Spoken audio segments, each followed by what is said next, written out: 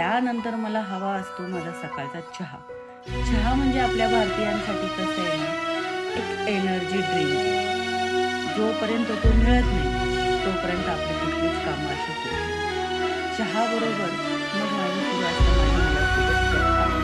कारण की हा सकाळचा जो टाईम असतो, तो मला त्याच्यासोबत घालवायला भेटतो.